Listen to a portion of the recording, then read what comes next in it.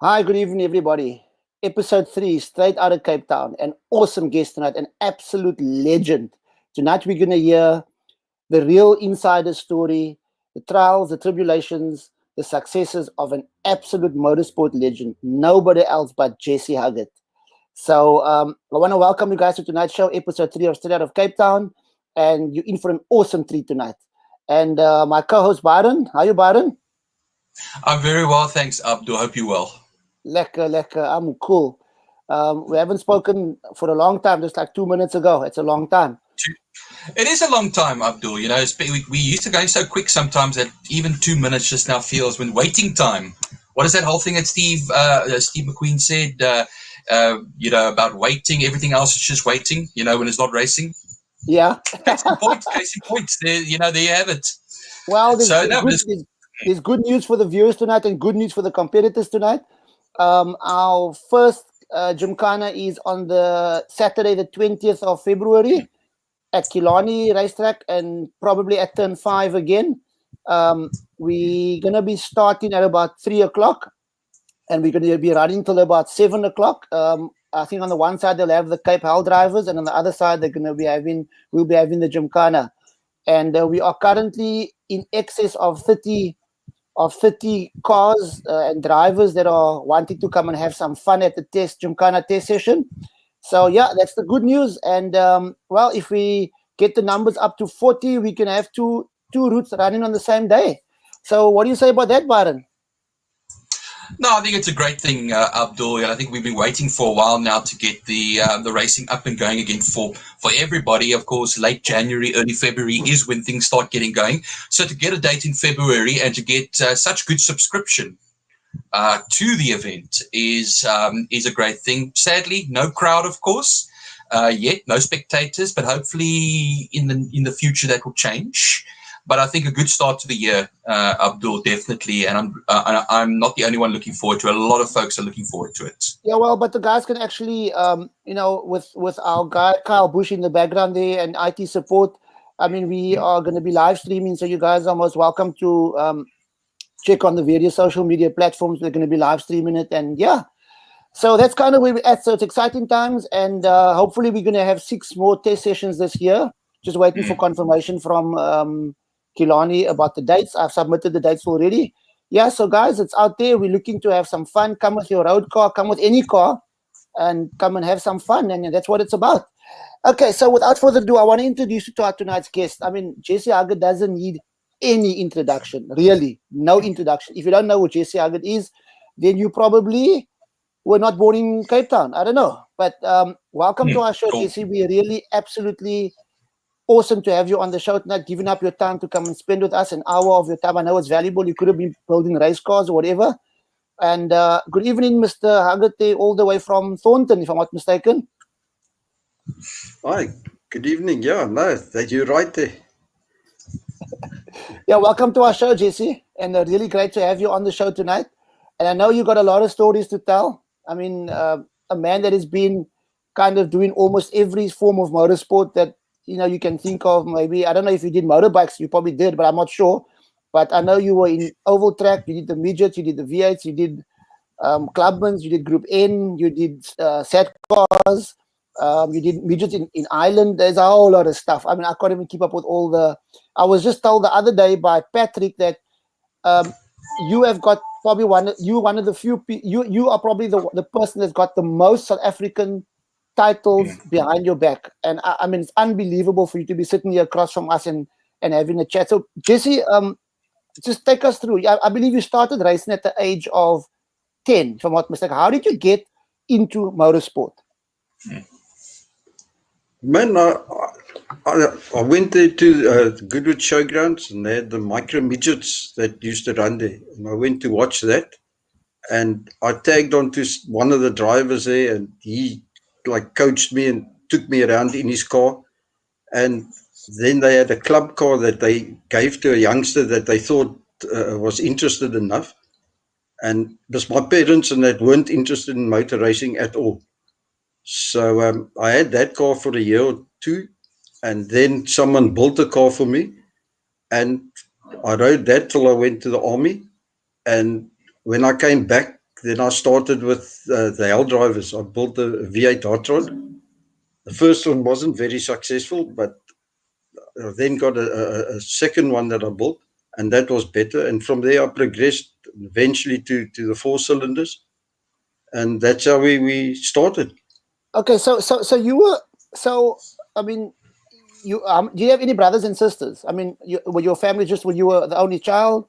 I mean, were your parents in any way kind of interested in motorsport or in cars or something like that? I mean, how did it actually start before you went to Goodwood, to the Oval? Yeah. Now, it's just myself and a sister.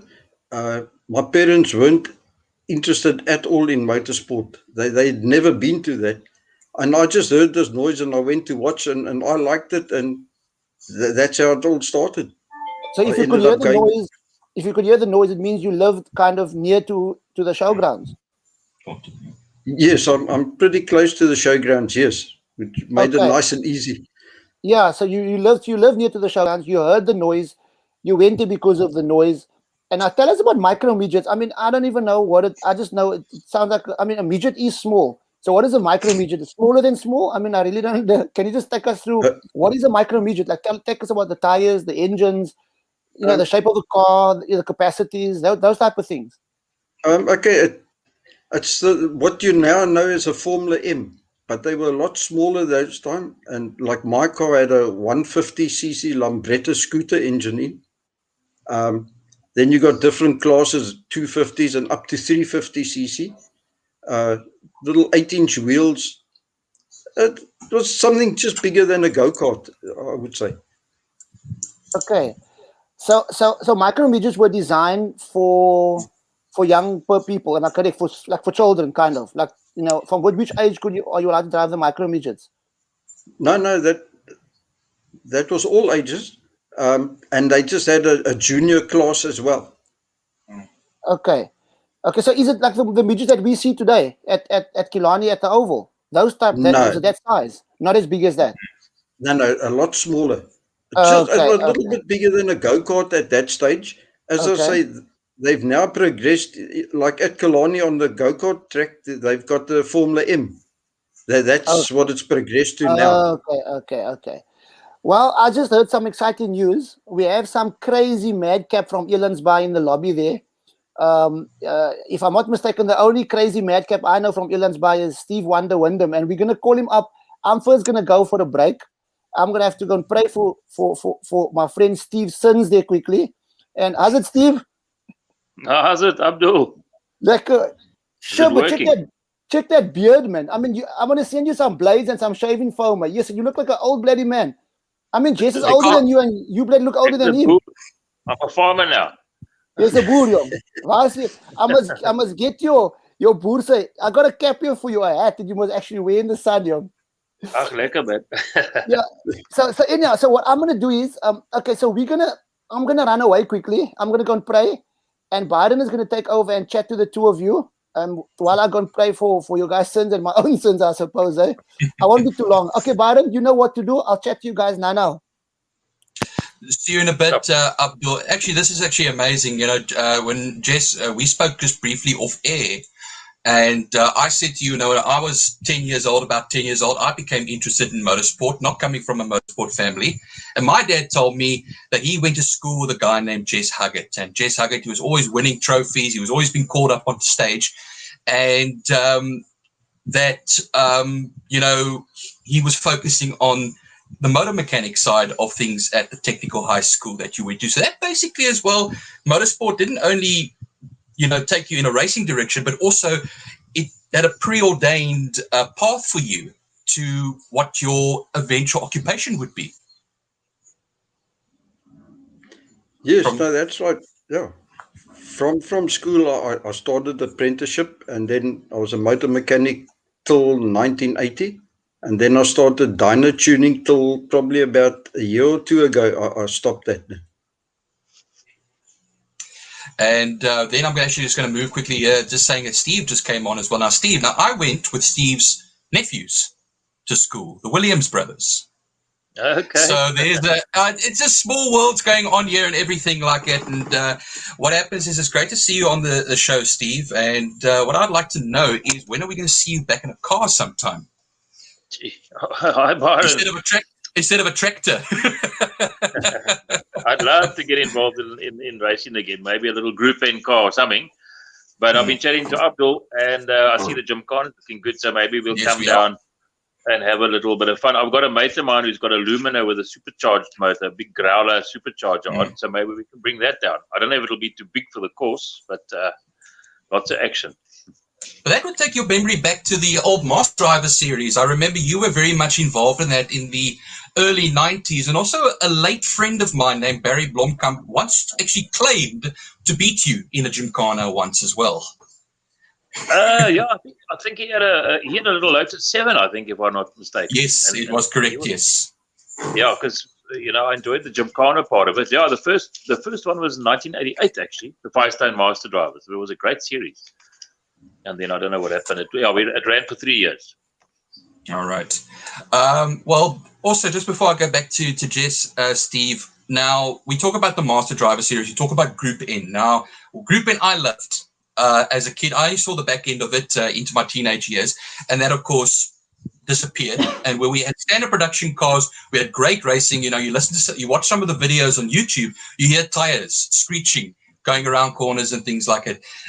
Series like that, and also your Master Driver series, how much is South Africa actually needing something like that and needing those types of series at this point? Because I feel we're missing a lot of that.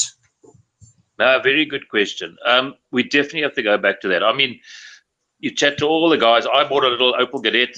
I had a little Carmen Gear those days. I don't remember them. Drove into Williams Hunt in Belleville, traded the car, and 2 weeks later I was racing. We didn't even have to have a roll cage those days or a racing seat. You just had to have a harness. And we drive all over to the circuits. I won a SA championship. I drove all my tires in the back, drive to the track, go to work on the Monday. That's the way to go, I tell you. And it's cheap, but we don't have to run 2 liters. You can run a little 1,000 cc's, 1200s, as long as they're all the same. So I've got quite a good plan for that. Just starting with little 1,000 cc's and all the different makes. There's 10 of them, and they all run triple little 1,000 cc motors, all make about 55 kilowatts. And I mean, you can imagine 50 of them in a big train going down East London Main Street. It'll be something similar to Motor 3. And it'll pack the tracks, I tell you. And it's so cheap. Well, Jess will tell you. I used to take my car to him at the dyno in where was it, Jess? Monte Vista. Windsor, on Outta. That's it, yeah. I remember the little Conquest. We used to sit playing with flipping cat tire, trying to eke 1 kilowatt out of and mobile. Yeah. I think we may have just lost Steve for a moment there, Jess. But I was going to get back to you, Jess. Now, I don't come from oval racing. I don't come from stock car racing. I know that's where your bread and butter was originally.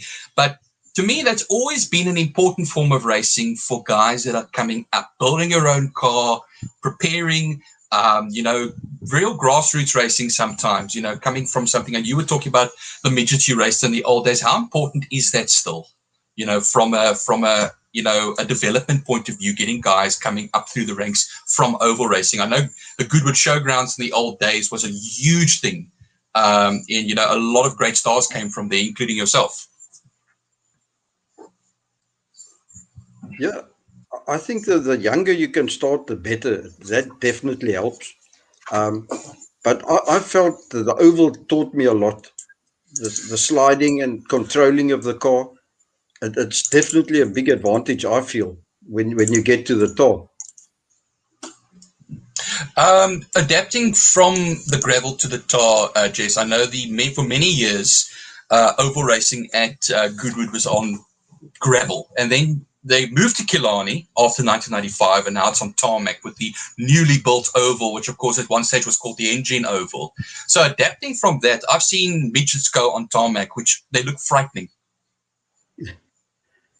Yeah, to me, there's no real major difference. You just automatically adapt, as far as I'm concerned. But it's really, how can I put it? Well, let's put those midgets, as you say, they are something else on the tar. They're very quick, and it's nice to watch when you got a group of them that are close together. It's really nice. Well, Abdul, it's great to see you back. You look very well rested. Yeah, I look more peaceful than what I was before I started today. Well, Just quick before. Sorry, just Abdul, just quick before we yeah. carry on, I just want to actually just mention a few comments over here. I know Abdul always off air says Byron comments. Oh, okay. And definitely. So before I get in hot water over here, I just want to say good evening to Nivan Japstal, Maestri, hi to Doan Brink as well. Jenny White says Mr. Huggett, the best of the best. And then Barry Benjamin saying Abdul must learn to listen your guests, and then when you stop repeating what was said wrongly, whatever, man. Yeah, don't talk about Abdul's great, man. You know. Well, we always need to learn. So I'm glad to see Ashfaq Dawood as well. Also great to have two racing legends on the show. Doan Brink says, I still remember as a lighty of 8 watching Uncle Jess at Goodwood Showgrounds, could just see over the wall around the track. Oh, my word. Well, Byron, I have to do something. I was dead yesterday. It's actually Ashfaq's birthday today. So he dared me to wish him happy birthday. So I have to sing a song. So I'm just going to sing a song for him quickly for Ashfaq. So can I start? You can start. I'm just a bit disappointed I didn't get the invite. Wow. Well, do you want to sing for him? No, you can sing for him. I think you're much more talented in that area than I am. So... Okay, here we go. Happy birthday to you. Happy birthday to you. Happy birthday to Ashfaq. Happy birthday to you. That's the most singing I'm going to do. I didn't make it to the idols, okay? So I thought it was beautiful. Thank you very much. Thank you very much. Okay, so Byron, you can go on when you left off. Just go on with, I can catch up with where you guys kind of stopped. I heard it was the midgets on the oval track at Tar Track. Yes. And of course, I see Steve is coming back now as well. Steve, thanks for coming back. I know you froze there for a second. Yeah, the farm signal not so good. All right. Steve told us a little bit about his background as well, how he started racing, when he started racing, and how he started racing. Well, I think what happens is we need to go through him racing for one of the most important manufacturers of them all, Toyota. Absolutely. You know, we don't want to hear about the Ford story. Fords, man, they're all right. So, Steve, maybe take us all the way back, to the beginning. When you talked about the early days with no roll cages, no racing seats. That was the way actually guys went racing those days. Another old friend of mine, Brian Peake, raced his Renault Dauphine in the 50s, and he drove it to the track and back. And what happens is that's how racing was done those years. No, it's amazing, and I mean we can do that today.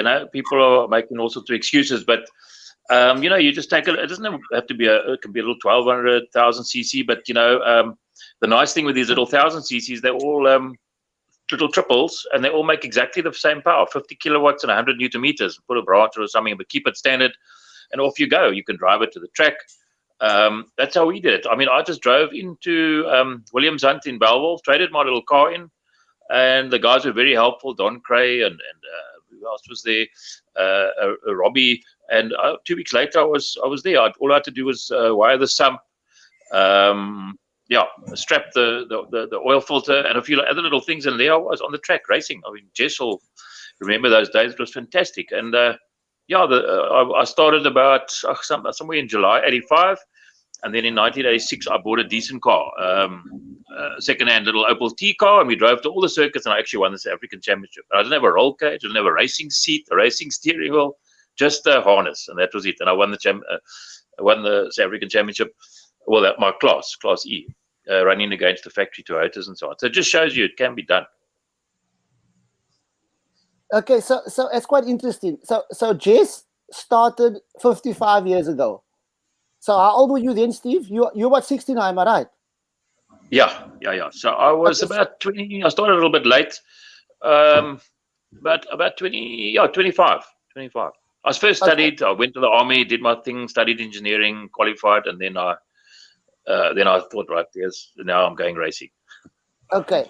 So just coming back to after Goodwood closed down, right? So what happened? I didn't get the other part of the story because I wasn't here. But you did the micro midgets at Goodwood on the dirt, on the dirt track, on the oval track in Goodwood, right? And then did you race anything else at the dirt track besides the micro midgets? No, the micro midget was a tar track. It was just outside the showgrounds. Okay. And yeah, but all there was a track in Paarl as well. That was also tar. And then afterwards, as I say, I went to Goodwood to the actual gravel track. Okay. So on the gravel track, what did you drive on the gravel track? I started with a V8 hot rod. Well, now they call them sprint cars. Okay. And I did that for, I don't know, probably about 5-6 years. I'm not sure. And then we built a Beetle actually as a joke, just to see what would happen. And I enjoyed it so, and it became such a hit that's what I carried on racing. So did this Beetle also have a V8 in? No, it had a 2-liter combi motor in. Oh, I thought you put because I'm sure I saw a Beetle with a V8 motor in somewhere along the line. I thought maybe it was your car. So okay. So I'm not very au fait with oval track racing. So this V8 that you drove at Goodwood, tell us about the car. I mean, this was a long time ago. I mean, was it normally aspirated V8 with, what kind of tires on, what kind of suspension? You guys only went in one direction, if I'm not mistaken. I don't know whether V8's which way, the clockwise or anti-clockwise. The weight of the car, the power of the car, those type of things. Yeah, that was a pipe frame with a body, a glass fiber body over it, but it's a funny looking car actually. All V8s, some were fuel injected, some were carburetor. And in the end, they had like a special gearbox. They called it the in-out box. So you just pushed it into gear, you push started it, and you started riding. You couldn't stop with the car. When you finish the race, you just give it a rev and you knock it into neutral, and then you got a free wheel into the pits. So it's one gear only? Yes. Okay, so just like first gear, like a hell of a long first gear. Like karting, basically. Probably like 3 gear. Like I had a Chef box, which was a 3-speed box, and you would run it in 3rd gear only. Okay, so you kickstarted, ran in 3rd gear, and at the end of the day, you just it's quite amazing actually. So did you guys run on ethanol, methanol, petrol? I don't know. What did you guys use that time? In the beginning, petrol, and then there was the fuel restrictions. Then we had to go to methanol. In fact, we even at one stage ran on methylated spirits or thinners. Oh my word! Are you serious? Yeah, no. Run away.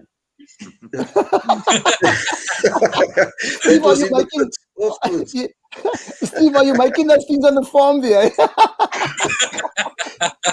So tell us about this thinner. So did you mix it with something to make it like petrol? What did you guys do with this mixture? The thinners is exactly the same as petrol. You could take your road car now and run it on thinners. It's just very dry. Okay, so will it affect your engine? Is it gonna cause a big hassle if I hoit in my road car? No, not for short term. In the long term, it might start wearing the rings and things like that. Yeah. So, as I say, it's very dry.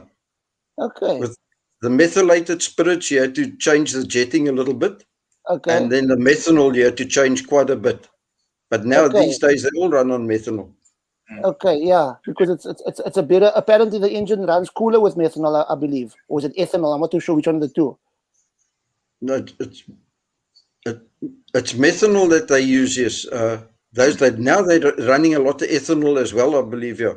Okay, so the guys are running it on the cars and they're smoking the stuff. It's all the same. What the hell? They're smoking meth and they're riding meth and I don't know what to do with the ethanol. Whatever. Okay, Byron, any comments or anything you want to ask Steve there, maybe? Yes, I actually got a comment over here for for the oval racing guys. I see Julian Gerard Alexander says Goodwood was almost a rite of passage back in the day, and the way I always heard about it being spoken about, That seems about right. So there, Carl puts it on for us. And, well, then we go to Steve. Now, this is an interesting one from my birthday boy, Ashfaq Dawood. And he says, Steve, did that Toyota RSI Group N car have brakes? Because it seemed like you always use other cars for brakes. Yeah, I had to save my brakes, so why not use another car to stop?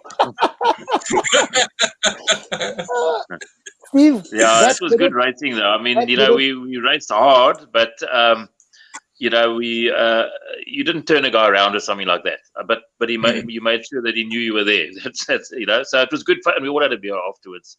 It was good hard racing, but there was no real punting somebody right off, that type of thing. But you give him a nudge or two, and make sure that he will be watching you in the mirror, and you're there.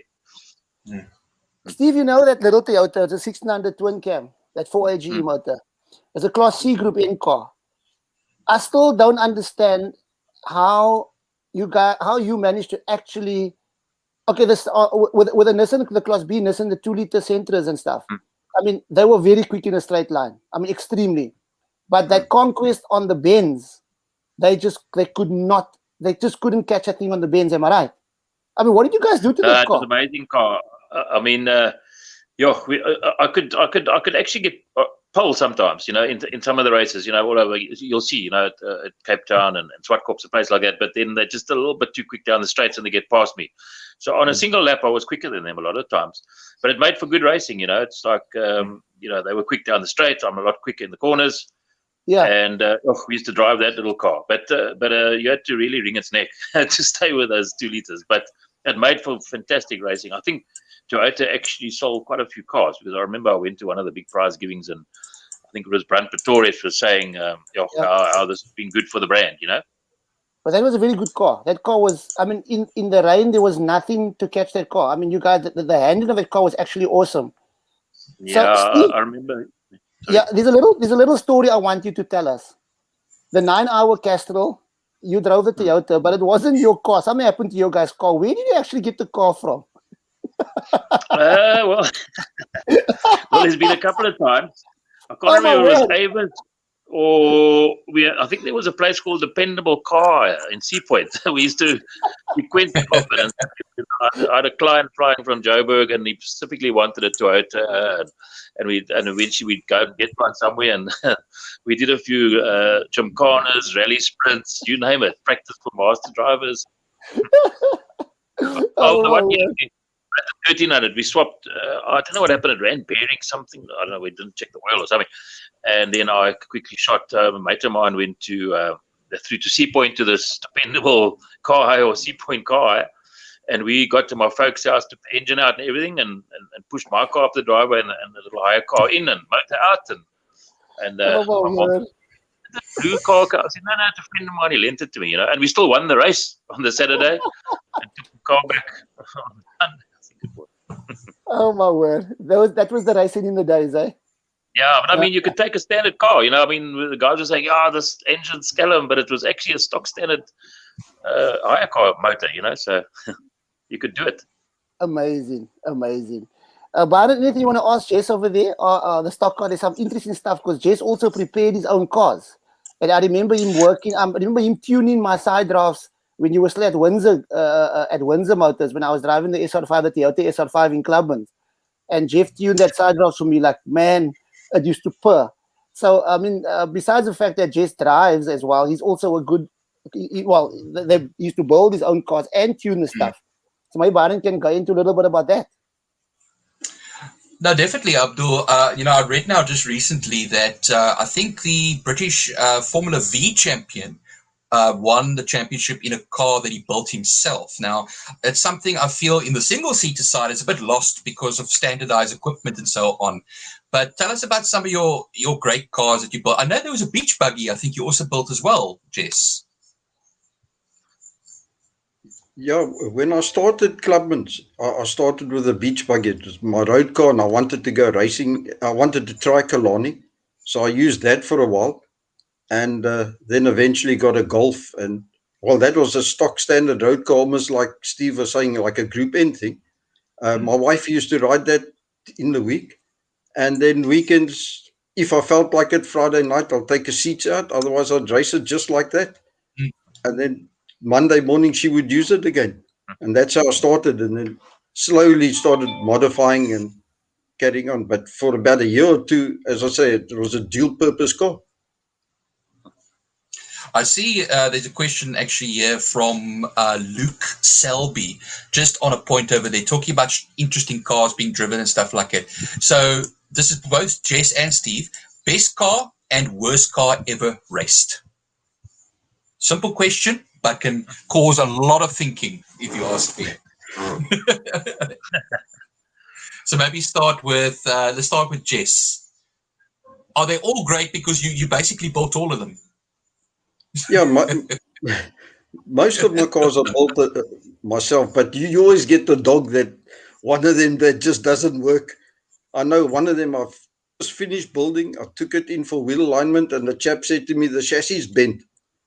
So there are weeks of work all gone. What car was that? A Beetle. Oh my word! I saw a commentary about the 3D turbo that you used to drive. I saw that. Is that true? I can't even remember that. Yeah, I rode that for a little while, and then we ended up writing it off in the first rally. That was the Group N rally, and I ended up writing it off there because that thing was a real dog. It wouldn't handle at all. I remember. Sorry, Byron, yeah? Sorry, Abdul. I think just a little bit of history here. I think when Group N started in this country, after it came from Group 1 racing, I think Colin Burford raced a Tridia, and he won the very first Group N race with a Tridia. And, of course, Colin Burford was a very well-known character throughout motorsport and everything like that. So there is a little bit of history, a history lesson as well, to add to the show, to make it educational, for Ashfaq and guys like myself. Yeah. No, look, the Tridia was very quick, but it couldn't stop and it couldn't go down the bend.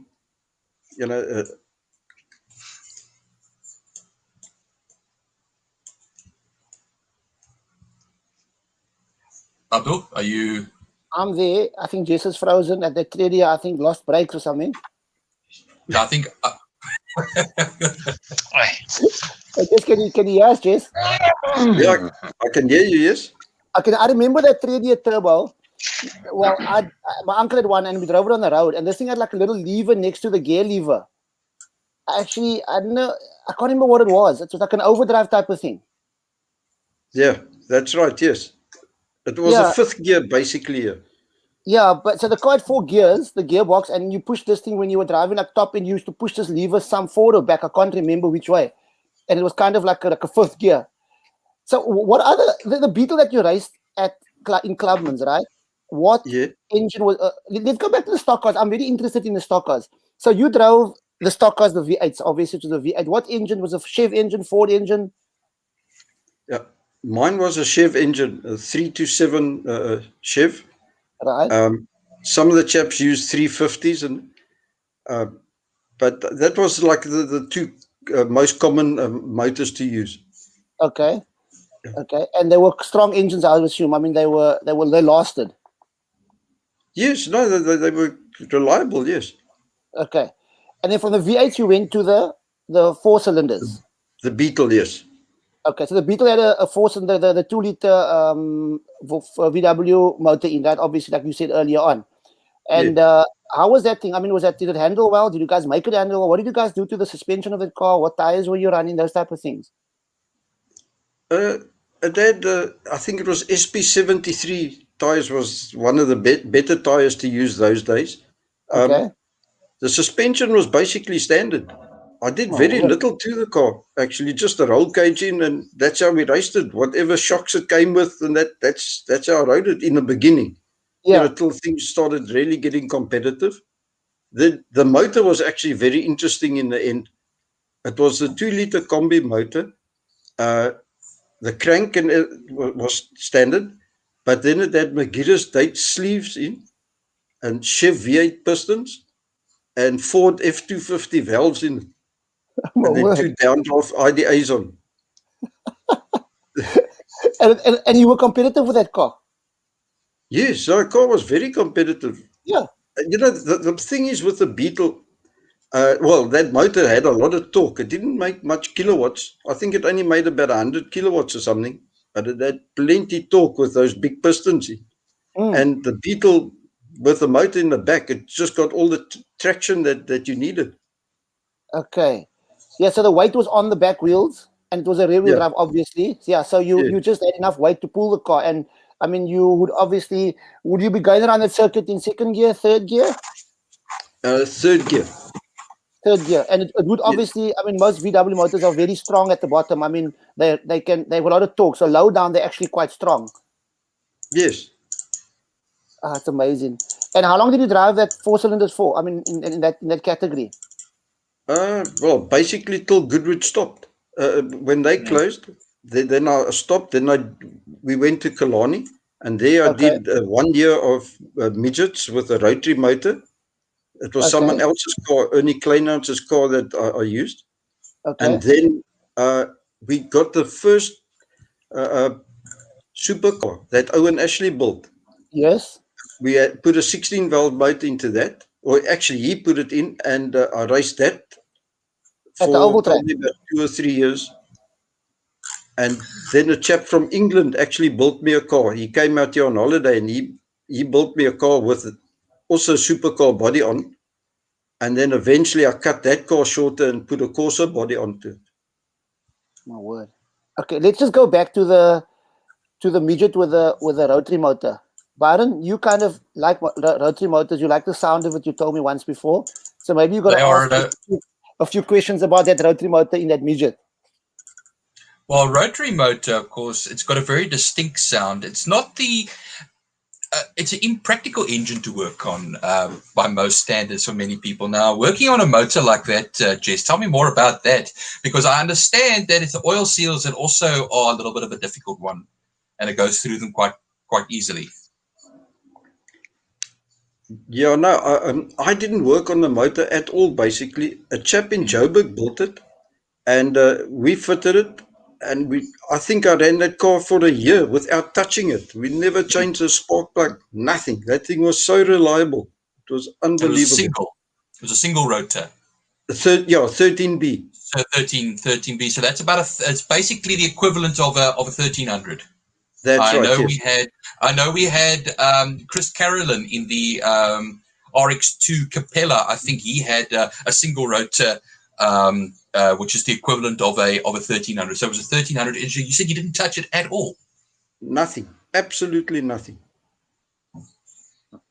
So tell us more about this.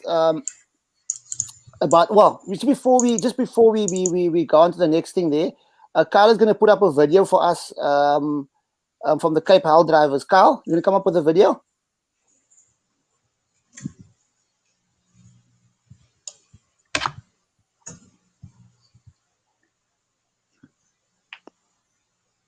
Give me a minute. Can I get a minute? Yeah, okay. We'll go on to Wanda Wyndham is back here. I just want to hold that thought, Jess, or that midget, because I'm interested to ask you a few questions about that midget. So, Steve, you didn't start with a Toyota. You started with this little car that you rallied with. Am I correct? Yeah, the Opel, and then when I won the championship, I obviously beat the factory Toyotas, so they sent me a telex those days saying, well, if we can't beat you, we'd like us to join you, and that's how it started. So I got a factory drive, and we ran the regional. Those days you had a coastal championship, Jess will tell you. So we played East London, whatever, half the way through the year, and then we had the national. So I won the coastal championship, and then actually, funny enough, Gordon Breeks phoned me and wanted me to come and drive the Opel Boss those days. I think Michael was racing for VW, and then Serge heard about. Well, I told Serge what I'd do, so he said, "Well, follow the money or whatever," and then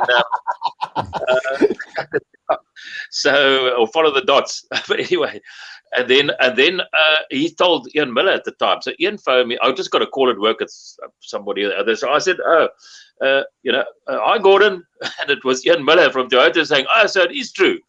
And then he said, "Well, what do you want?"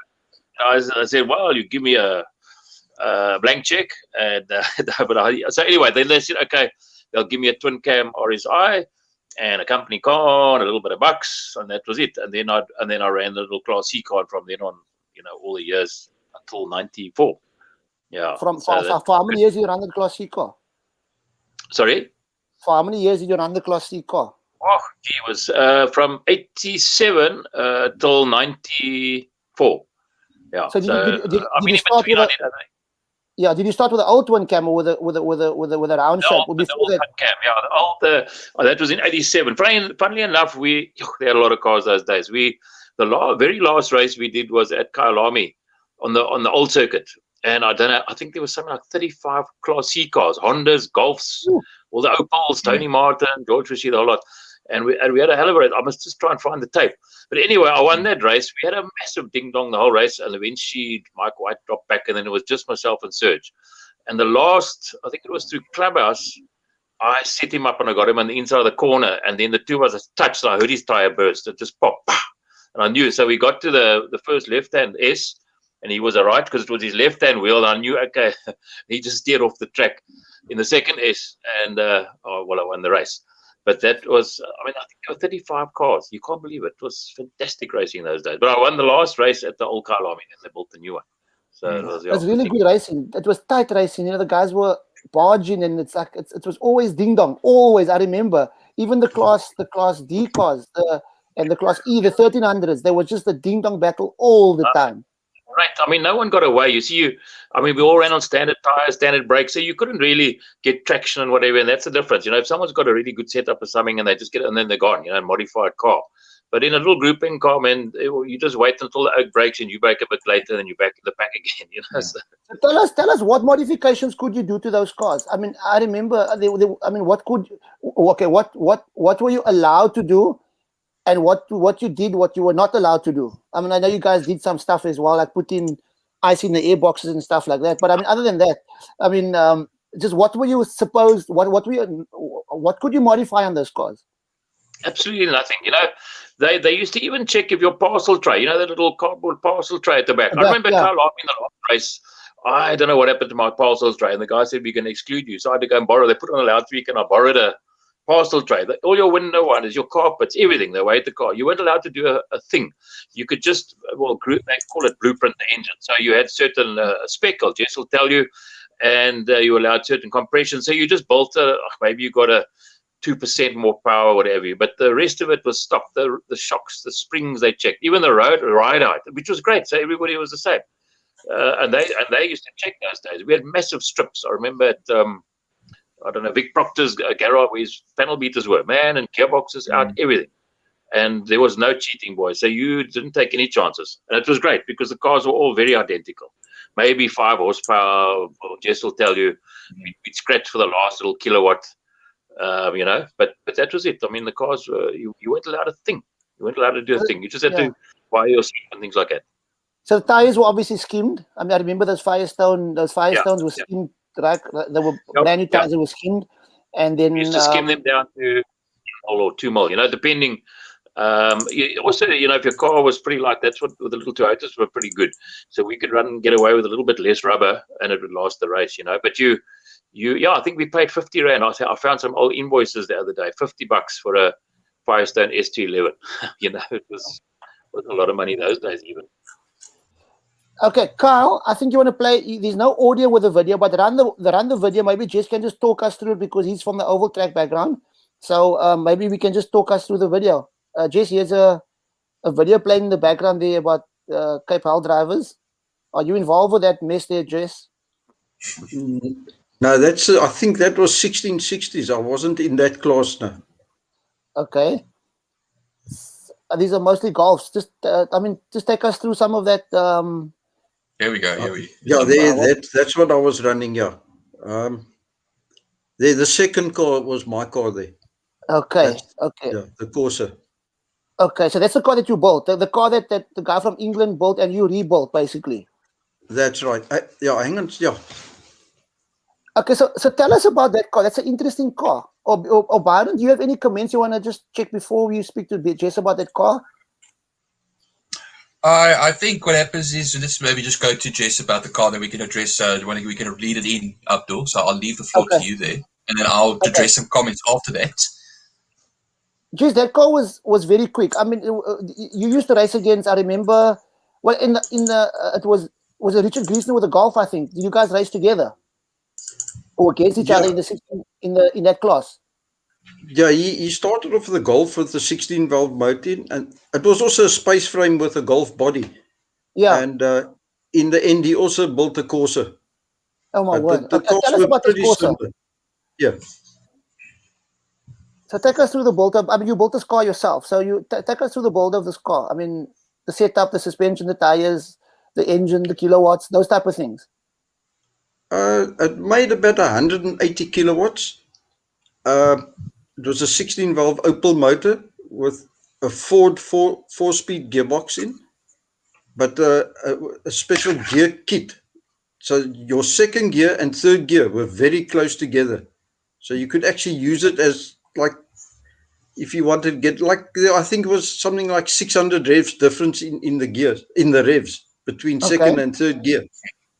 And just wishbone suspension and set the decent shocks on, and that was it.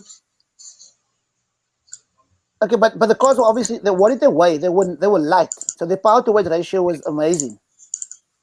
Yeah, I can't remember the weight, but I would guess about 800 odd kilos, or maybe a little bit less even. Yeah, it's because I mean, yeah. So I mean, if you think of a car that weighs say 700 kilos with 180 kilowatts, that's a quick car. Yeah, no, sure. And did you guys run special tires, any slicks or semis or road tires? What did you guys run? That was 13-inch slicks, 8-inch wide, sometimes 10-inch wide, whatever. Okay, and that car was a rear-wheel drive. That's right, yeah. Okay, so there's something about the stock cars I want to ask you guys. So you never had windscreens in these cars, right? Or did you have windscreens in these cars? I had in one of mine, I had a windscreen in, yes.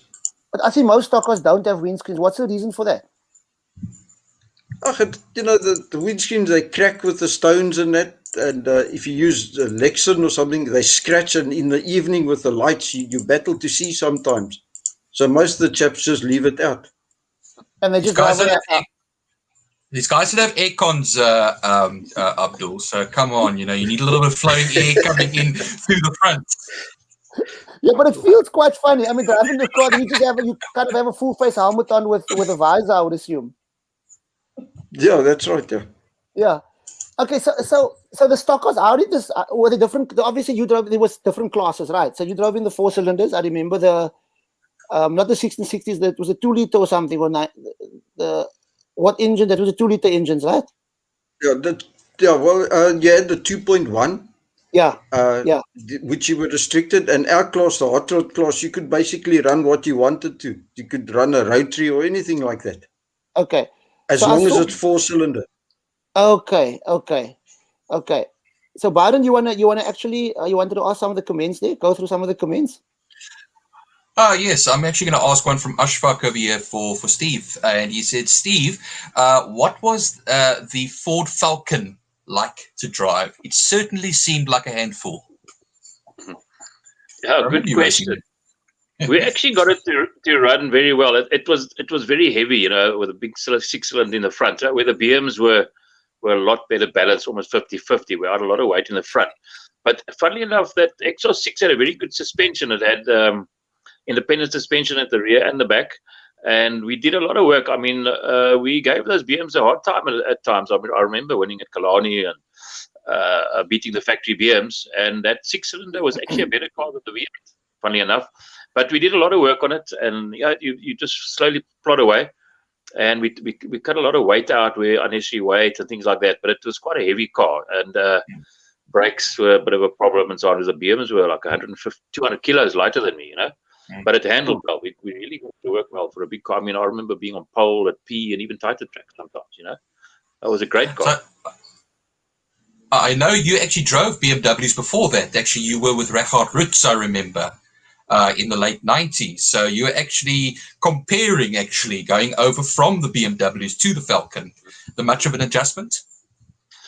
Not really. I mean, the BM's pretty well balanced, but it's funny because we were, the class sort of fell apart a little bit, and then halfway through the season, it's quite an interesting story, but I approached Ford and I said to the BM guys, let's see if we can get Ford in. I'm sure that car will work well. And I flew up to Pretoria to the big boss, the managing director, who happened to be an Australian.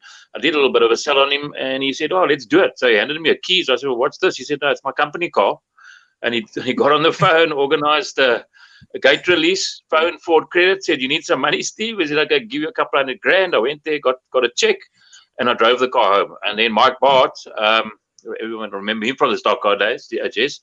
And then we built the car in about 3 weeks out of my workshop at the indoor go-kart track. And that was it.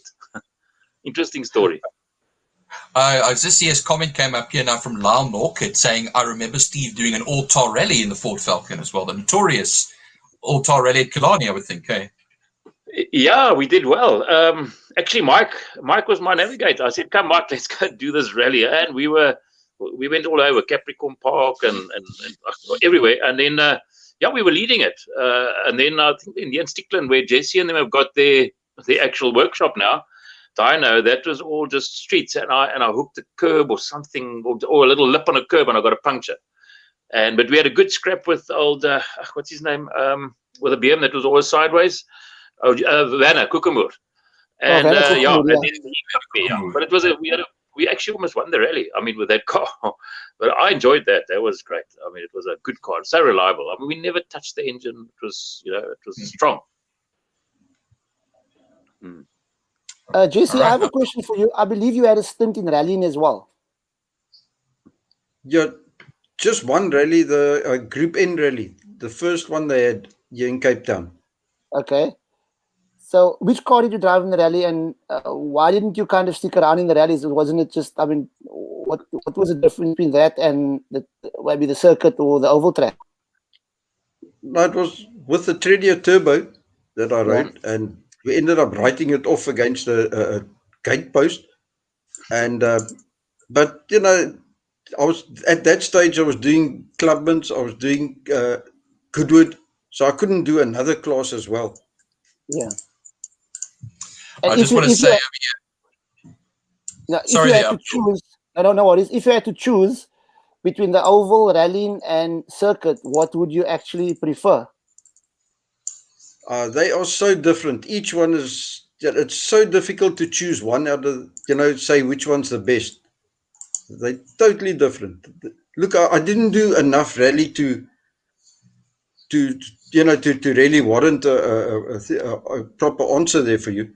But I don't think I'd do well in rallies. I feel a lot for my car, and I don't want to damage it. And rally's all about damaging your car, and you got to take chances and things like that. So I don't think I would do well there at all. Okay, here's a question from DJ Boyson. I want to just read the question to you, Uncle Jess. Especially that he is a side draft master and working with RBR Racing. What is his opinion? Fuel injection or old school side drafts? What would you prefer? Best regards, DJ. Keep safe. So that's a good question, because I still have that ding dong battle with a lot of guys, because I'm still of the old school, so I still drive the side drafts on my Toyota, and the younger guys are saying, put a management system on. So this is a very good question, Uncle Jess. Take us through a couple of your thoughts there. And maybe, Steve, I think you've got some knowledge in that department as well. When Jess is finished, maybe you can add some stuff to that as well. So start with Uncle Jess over there. Let us hear your thoughts on that. Man, the carbs are right, but the fuel injection you can set so much more accurately. And the problem now is the parts for the carburetors is so scarce and so expensive. And there's not many people that tune them now these days. So I would say the way to go is fuel injection. And which management system would you prefer? There's so many around that, my car's got the dictator on. Okay. But I wouldn't be able to tell you which is the best. Okay. When you say your car, about your clubman's car, the Jetta? Yes. Okay. So when you say you can tune it, I assume what you're saying is that you can tune it at different rev range or different revs for different things. Am I correct? So you can tune the car at 2,000 revs, at 3,000 revs, at 4,000 revs with the management system, which you can't do with a carburetor, obviously. Yeah, but also you can do it at different throttle positions. So at different loads, you can set it up perfectly right through the range. That's the big advantage. Okay. Any, so Yeah, Baron. Sorry there, just for Jess as well. Any experience and major experience tuning Webbers, Jess? I've always heard they're quite a carb to tune, the Webbers. Yeah, some of them you really battle with, but most of them aren't too bad. But the problem these days, they are so badly worn now, and everyone's had a go at them, and now you must try and sort it out. And at the end of the day, you don't get it 100%, and the bill is so much for jets and the parts. It's ridiculous. So I honestly think the way to go now is with fuel injection. So a management system. Yeah. Okay. I know there's a fallacy. They say that the carburetors, the side drafts, have got better low down grunt than the management systems. Is that true? I'm not too familiar with that area. No, you see the problem there. Well, let's say the advantage with the side drafts, you can actually tune it if you want low down power. You can change the choke sizes, and through that you can make it better. But then you sacrifice on top again. Okay. Whereas with the fuel injection, you basically got to tune with what you got. Okay. So at the end of the day, the advantages of the management system outweighs the advantages of the side drafts. Am I correct? I mean, that's just if I can sum it up what you're saying. I think so, yes. Okay. Steve, I know that you have your thoughts on that? Yeah, your thoughts on that, Steve? No, I agree with Jess. There's no comparison. I mean, the way to go is fuel injection. Because all round, like Jess says, you can map the car from idle to full to 7,000 RPM or wherever to the limit, and then obviously part throttle settings. You see, and it's nice. You can sit on a load dyno, and Jess will tell you just sit with a laptop and lean it out, give a bit of throttle, bit of timing there, and you can load. You can actually do all the part throttle settings. A quarter throttle, third throttle, then you move up in 200-300 RPM increments. I think there is a facility to sort of that Jess will know, on some of these like the uni chips and that, and you can sort of blend it in kind of thing, but it's amazing. So you can tune your car perfectly right through the rev range. That's the way to go, definitely. You'll never get a carburetor to run the same as a fuel injection.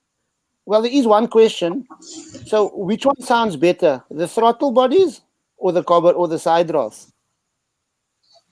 Throttle bodies. Well, throttle bodies sound good, eh?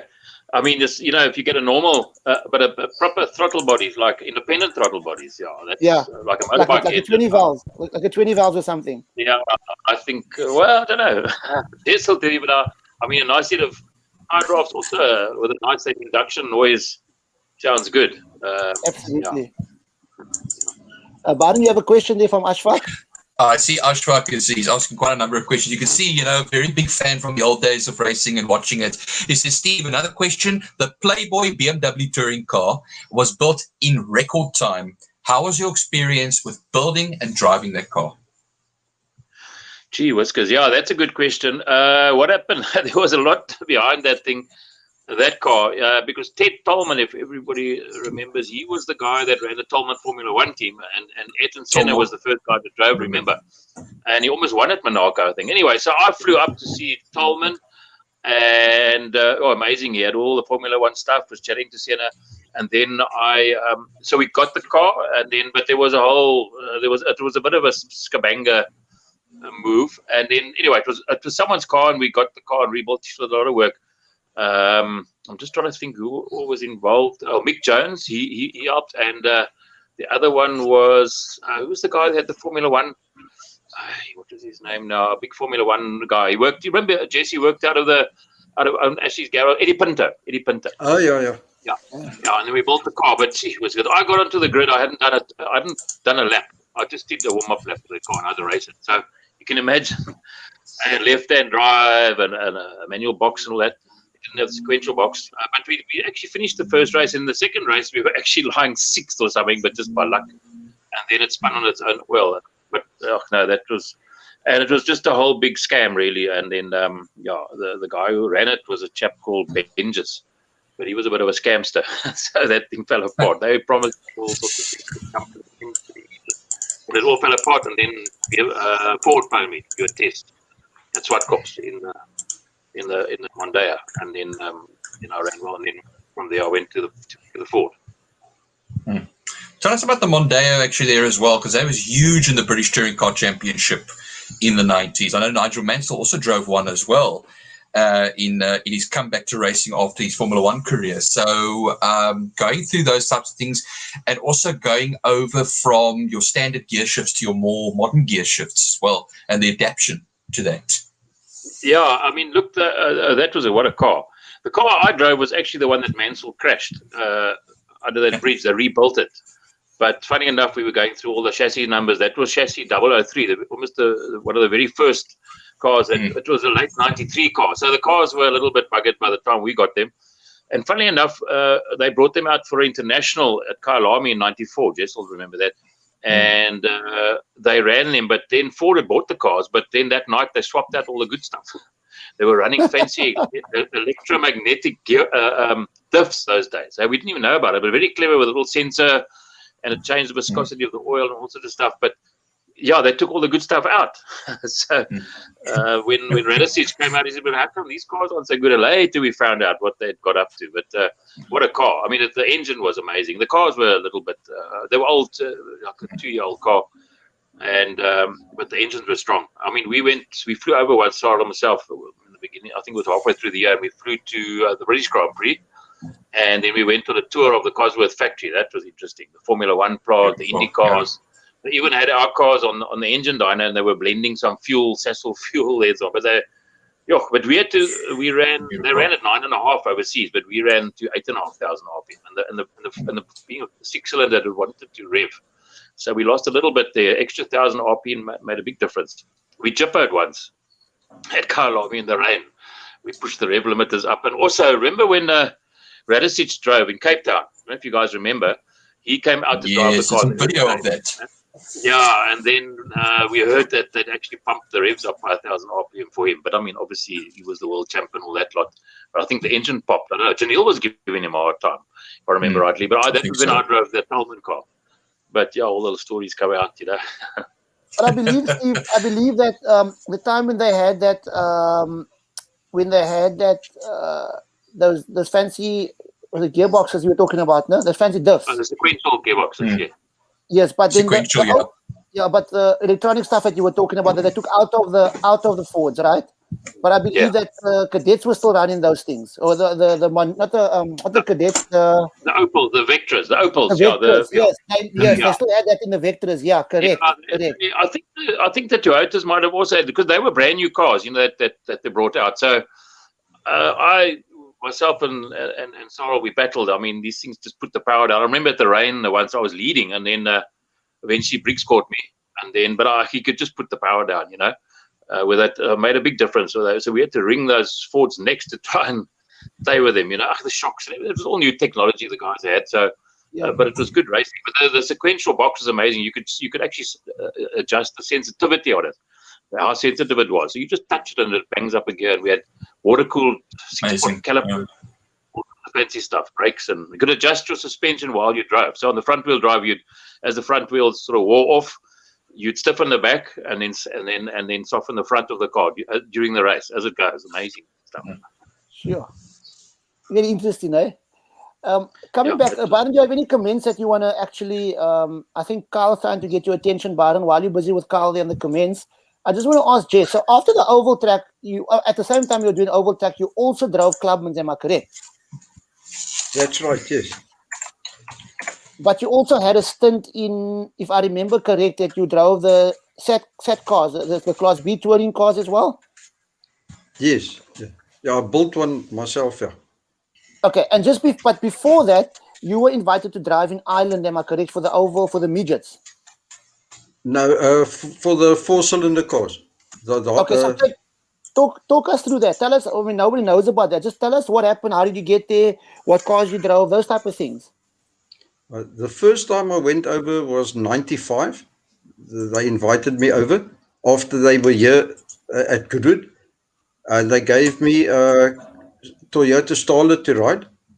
Beautiful car. Yeah, the World Championship is 75 laps long, and one go track. on the oval track.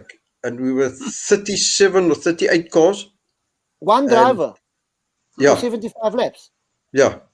Don't you get dizzy?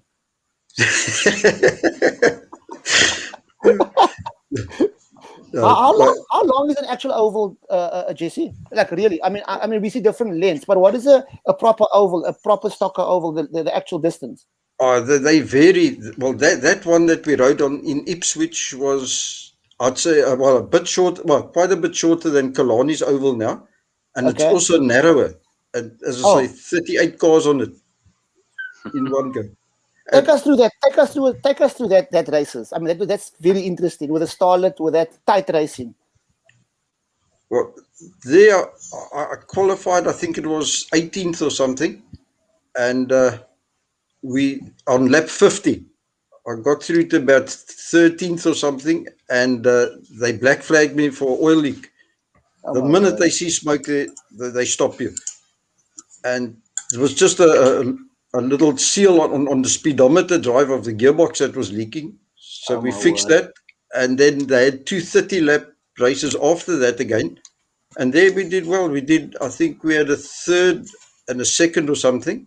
That's brilliant. And then 2 years later, I went back again, and they gave me a brand new car. We lowered it onto the ground the Tuesday for the first time, and the Saturday was the race. Sure. They took me to a track to go test it quickly. And then in the race, in qualifying, the one carburetor, the float stuck, so I couldn't, it ran on 2 cylinders, so I was obviously stone last. And the car was so good that I managed to come through from 37th to 8th. But that was something else, that car. I mean, you just can't explain it to a chap. That was a Red Bull Clio. Body. It's just a body. All the cars are basically the same, just different bodies. Okay, so that starlet that you rode the first time, what engines do the starlets run? 16-valve Opel. They all run 16-valve Opels. Okay. And they're very limited to what they can do. And the computers get taken out when you come off the track. They throw it in a box. And when you come out again, they give you another computer. Oh, so you don't know which computer it is. You can't mess with it. You can't mess with it, yeah. Well, Steve told me that they used to do the same with Group N, but Steve had something on his cell phone, and while he was driving, he could mess with his computer via Wi-Fi or Bluetooth or something. Now I'm just teasing. That's just I used to phone Jesse there at Windsor Motors, and then we tune it over the phone. Yeah, while just on the start line, while he's still under the starter's orders. Yeah, you can just like, Jesse, which button do I have to turn here or something? Okay, we used to put our car in reverse at the last minute, and the guys behind you, just a little joke, a little trick, and you got the guys sort of trying to signal that, hey, Steve's car's in reverse, so you quickly bang it into first, and it's all rattled, and all the tricks. Okay, Jess, tell us some more stories. I mean, the stories are so interesting about the racing. So Ireland, so you had a stint there, and it was fantastic. And then what happened after that? No, well, from then on, I just carried on your local riding in it up till now. As I say, I haven't grown up yet. We're still riding. None of us have grown up, eh?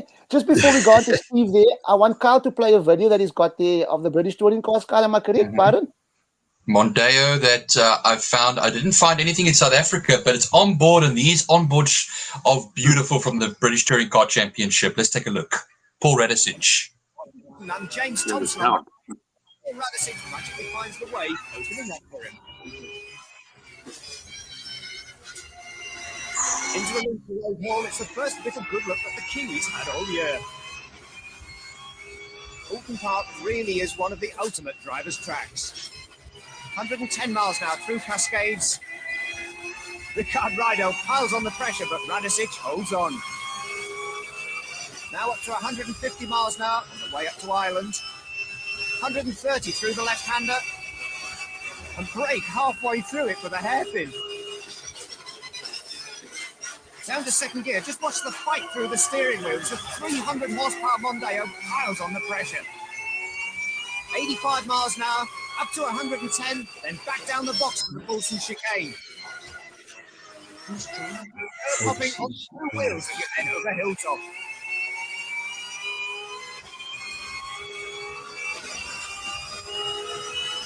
Now you see why this is seen as one of the ultimate driver's challenges. Down to the Knickerbrook chicane, with the curbs, 2 wheels again.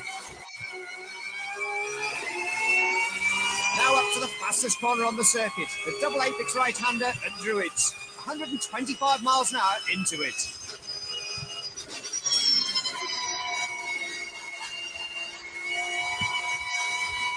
Now it should be up to 150, but Radicic is backing off. The red flags are being waved. Radicic has led the first lap. The race, though, is being stopped. His bad luck strikes again. Steve, Amazing. Steve, tell us about Sequential that gearbox. correcting it. Tell us about that gearbox. About the sequential box. Oh, it's amazing. I mean, that's absolutely awesome. Tell us about that box, please. Yeah, it's incredible, the box. I mean, you remember those days when we pulled away? You'd basically just rev the car flat out on the limiter and drop the clutch and off you go, kind of thing, you know. But yeah, that sequential box is amazing, and we had all the different ratios so we could change. And then those days we ran telemetry then already, which was like Formula One stuff. So we could download, like, superimpose the two maps on each other. So say myself and Sarah were at Kalami, and we could see right through the corner, throttle position, braking, where I'm slightly quicker, where he's quicker. So you can actually superimpose the one on the other and work out your perfect lap. And then we could compare laps. So Sorrel was maybe going in a bit fast there, but got out slow, and vice versa. We could compare. Amazing. Those days already. That was 95. Yeah. But that sequential box was unbelievable. But I believe your telemetry never had any braking on. There was nothing, just acceleration, I believe. I'll tell you, they had good brakes. I mean, we actually had water cooling. So once the car got started, the brakes started to get hard, we flick a little pump on, and it actually water cooled the water through the caliper and stuff. Amazing stuff. That was really neat stuff. This is in the 90s. Sorry? This is in the 90s, in the 95. I mean, it's long ago. But the guys with all the tricks with the dry ice, and I remember one day we used to go to an event and we'd find out where there was a Walls ice cream or whatever, and then we'd go buy dry ice and store our fuel in drums in a big, basically like a freezer, and then close the doors. And the last minute we put the fuel in. It was cool, and then we packed dry ice all over the intake manifold. Jess will know the story, but it's amazing that first lap you got power until I think P somewhere along. I think it's a Neil broke down or something, and I came flying past, and he walked into the block of dry ice and said, "Hey, this came out your car." But anything to get amazing with that cool, you got about 10 horsepower just doing that for a lap or so. Yeah, all the tricks the guys did. Just take us through the technicalities of that dry ice. Just tell us technically why.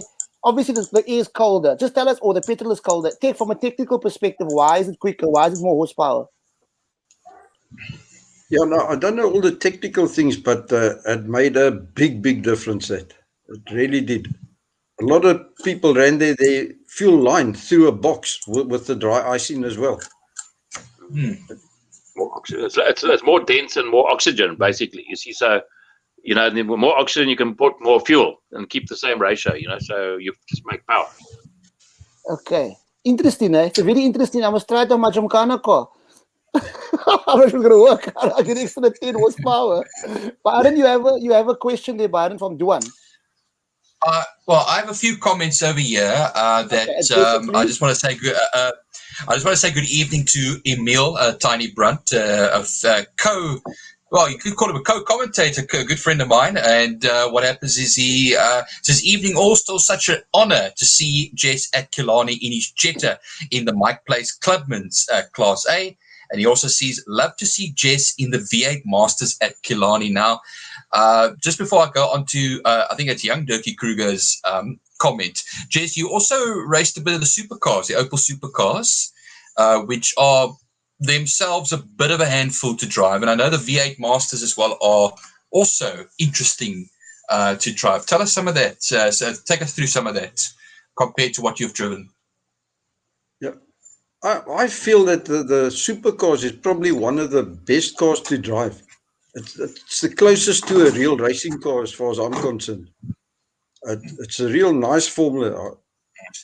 And also strictly watched, that everything stays the same in it. And I feel that's the way to go. Like Steve says, like back to old Group N, where everything is the same. I like something like that. To me, that's the way the racing should be. And those were built by Owen Ashley, of course, and for many years. And I know when I started commentating, the late Neil Hawkins was one of the big dominating forces in that particular class, and of course, a very highly rated driver at the time. Yes, definitely, yes. Baron, I just want to, before I forget, I saw Dirkie say the singer comment there, I must tell you a story about Dirkie. Dirkie and my son, they grew up together. Well, I still remember weekends we used to go to Dirk Senior's workshop, and my son and Dirkie used to get dirty, playing in the grease and all the stuff. And it's so nice to actually see him comment. And I must tell him that I did ask his dad to come on the show sometime. I would have loved to have Jess and Dirk and Richard Greason on the show together. That would have been a lekker show with all the oval track guys kind of discussing. It would have been lekker. But I will do it soon. But Richard Greason is not too well. He's him and his wife are not doing well, because I would have had Richard Greason and Dirk Kruger Senior as well as Jesse on the same show. But we're going to do that at another time, because I think there's a lot of stories the three of them can actually talk about, the ding-dong battles of the good old days, the cars they built and stuff like that. But Jess, coming back to you, I want to ask you about your clubman's car, your Golf that you drove, the one that I saw doing a four-wheel drive drift through Malmesbury. I mean, tell us a little bit about that car. It's a front-wheel drive car, and I was so amazed by what you did with that car. The setup of the car, the engine that you had in the car, the technical stuff that people like to hear about the car, the brakes. You built the car yourself, I assume? Yes, yeah. That's a car that I was saying that my wife used to drive, that I eventually changed just to a racing car. That had a 2-liter 8-valve motor in, carburetors, side drafts, standard brakes, still the drum brakes at the back. The shocks was also road shocks. Even my Jetta now has still got road shocks, standard brakes. Amazing. And it's a Class A car. I'm just lucky the car works well, and Well, you're so humble, Jesse. I mean, of all the people I know that the really good racing drivers, I mean, the top racing drivers, you are really one of the most humblest people. I mean, that Jetta is quick. I mean, it's a Class A car, so it's got to be quick. So you run on what tires? You guys on 13-inch slicks, or what do you run on that car? Yeah, I've got 13-inch slicks on the ears. Okay, right, obviously, right around. And you still have the drum brakes at the back of that car? No, this one's got disc brakes, but I grind half the pads away at the back because it just locks the back wheels up. Oh, okay. Yeah. Okay, and then the motor also 2-liter 8-valve? No, that's a 2-liter 20-valve, but normally aspirated. Okay, is that the FSI motor? Yeah. No, that's the old one still, yeah.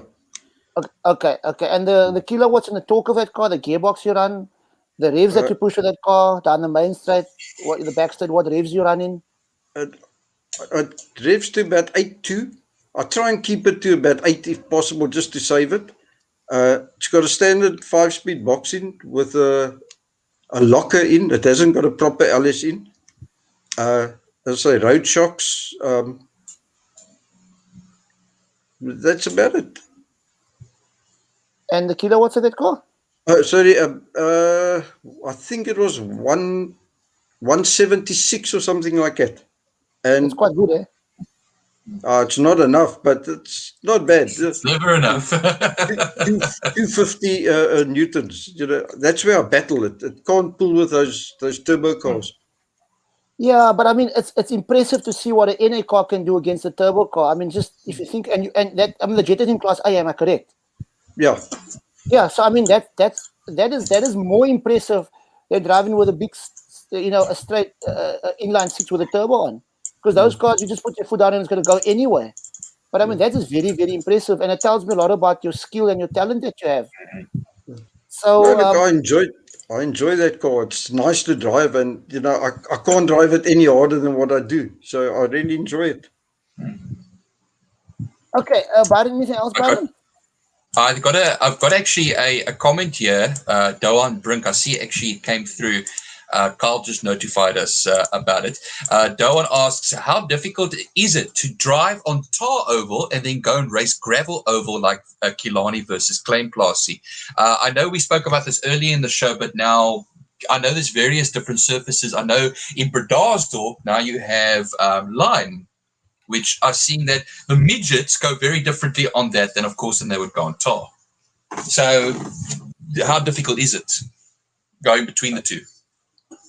To me, it doesn't really make any difference. It really doesn't bother me. I mean, I used to, at one stage at Killarney on the oval there, I used to run the V8 and the four-cylinder, and there you're running two different directions. And, I think as a driver, you just settle down and, you get into it and you go. You forget about the differences. You just automatically adapt. And then I just see another question here from Ashfaq once more. Our birthday guy, a birthday boy, I don't know. I'm not going to give his age away. Jesse, what is your opinion? Jesse, what is your opinion of the current cars running in Class A clubmans? Do you think the guys are overspending on their cars? That's a big question, I think. I feel definitely. Yeah. Personally, I feel it's getting out of reach for most of the people. I feel there should be a cap on it somewhere along the line. I mean, for me to try and stay with those cars, I can go through a set of tires a day and a set of brakes a day just to try and stay with them. So it does become expensive. I think Clubman's was not designed for that initially. Clubman's was, you come with your road car, you drive the car back home. And I remember that those were the days when we drove in Clubman's, and even that time when I was driving in Clubman's, it was, it became checkbook racing already. I mean, the guys were just spending, it was no more the raw talent like you, Jess, where you came with kind of a car with the normal brakes, nothing fancy, and you could be competitive. I mean, that says a lot for your talent as compared to coming there, buying a 100,000 rand gearbox, a 200,000 rand engine, taking it, send it to Johannesburg for your suspension. The car costs you $500,000 to run. You still have a team running the car when you're at Killarney as well. I mean, it's like a touring car. You in Clubman's, if you know what I'm saying. And you're quite right. I mean, it's becoming checkbook racing, and that's not what Clubman's was designed for. Yeah, I feel Class A should actually be a race on its own and bring Clubman's back to what it used to be. That's the way I feel about it. Yep. I know if you take a look, for instance, Jess, a guy that always sticks out to me as well is a guy like Ewald Weiland, who runs his Alpha GTV6 and also on a shoestring budget. And he was running it for a long time in Class B. And I think he still is. And that's actually a good example over there, I think, of somebody who's checkbook racing and still also, like yourself, keeping up with these much more powerful cars and cars that have been very much spent on. Yeah, no, sure. He goes well in that car. He does. It's brilliant. It's actually lovely to see a good driver, good character, and also a car that he doesn't spend too much money on, because you can only spend, so much. And what happens is sometimes I feel some of the guys they're missing the point of racing, the enjoyment of racing. To them is about collecting the trophy at the end of the day and going home, which I think is more than that. Yeah, no, I agree with you there. No, to me, it's about fun. That is what I go there for. I want to enjoy it, And you know what, Jess? It's actually amazing. The personality that you have, the humbleness that you have, the knowledge that you have about cars. I mean, at the age of 65, you're still going out there in your Class A Jetta, normally aspirated, 170 kilowatts, comparing to guys that have got over 200 and odd kilowatts with fancy setups, and you're still there. I mean, if you know what I'm saying. So that's a feat in itself. Yeah. But anything else you want to do before we wrap up? Or Jesse, anything else that you want to talk about? Any other cars we missed out along the line? It was interesting. There was a question earlier on. Do any of those iconic cars that you raced, do you still have those cars? It was a question somebody asked earlier on in the program. No, I've got nothing left. No. The Beetle I gave away to someone. In fact, the motor we sold when the second time when I went overseas, I sold the motor so that my wife could go with me. Okay. And then the rest of the car I gave to someone that wanted to start racing on the Right. oval. And I've never seen it again, so I wouldn't know what happened to it. It's actually quite sad if you think about it, because I mean, you know, we didn't even touch on the South Africa, the touring cars, the Class B touring cars. Bankford The touring Bankford. cars. I mean, that's a car that you built yourself. Am I correct? Yeah, yes. Okay, maybe just quickly. It's an interesting car. Just tell us about that car a little bit. I mean, you were driving against the factory teams on a low budget, and you were competitive. Yeah, once again, I started off, when I heard about the touring cars, the factory actually gave me the car, but in pieces. I had to assemble it myself. Right. And I didn't even know what the car looked like. The Jetta 3 hadn't come out yet. Okay. And I sat with all these parts trying to put it together. It was just the center of the car, no roof, no fenders, no doors, nothing. And I had to build it up that everything worked. And so that was a mission. And for quite a while, I was the only Class B car. So I just ran at the back of the field at all the races, just enjoying myself there. And then eventually Right. the other cars came along, and then we could have a race. Yeah.